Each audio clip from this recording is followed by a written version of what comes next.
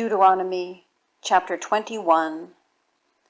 If one be found slain in the land which the Lord thy God giveth thee to possess it, lying in the field, and it be not known who hath slain him, then thy elders and thy judges shall come forth, and they shall measure unto the cities which are around about him that is slain. And it shall be that the city which is next unto the slain man, even the elders of that city shall take an heifer which hath not been wrought with, and which hath not drawn in the yoke. And the elders of that city shall bring down the heifer unto a rough valley, which is neither eared nor sown, and shall strike off the heifer's neck there in the valley.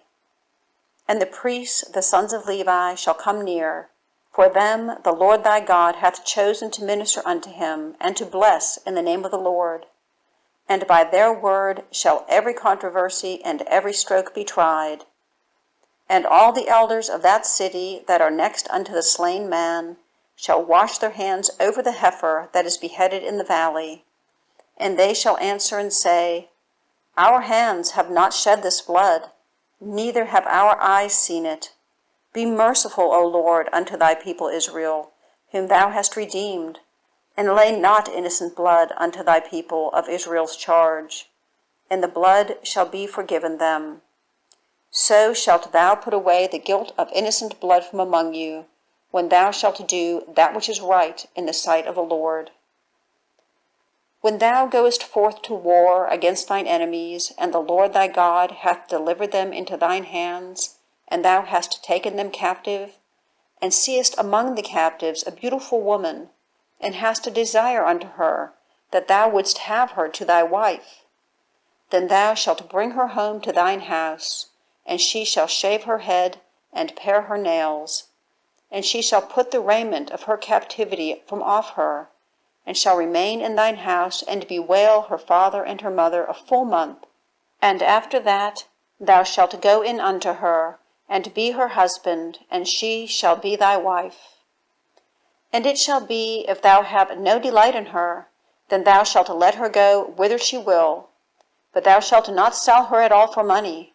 Thou shalt not make merchandise of her, because thou hast humbled her. If a man have 2 wives, one beloved and another hated, and they have borne him children, both the beloved and the hated, and if the firstborn son be hers that was hated, then it shall be, when he maketh his sons to inherit that which he hath, that he may not make the son of the beloved firstborn before the son of the hated, which is indeed the firstborn. But he shall acknowledge the son of the hated for the firstborn, by giving him a double portion of all that he hath. For he is the beginning of his strength, the right of the firstborn is his. If a man have a stubborn and rebellious son, which will not obey the voice of his father or the voice of his mother, and that, when they have chastened him, will not hearken unto them, then shall his father and his mother lay hold on him, and bring him out unto the elders of his city, and unto the gate of his place. And they shall say unto the elders of his city, This our son is stubborn and rebellious, and he will not obey our voice. He is a glutton and a drunkard. And all the men of his city shall stone him with stones, that he die. So shalt thou put evil away from among you, and all Israel shall hear and fear. And if a man have committed a sin worthy of death, and he be to be put to death, and thou hang him on a tree, his body shall not remain all night upon the tree, but thou shalt in any wise bury him that day.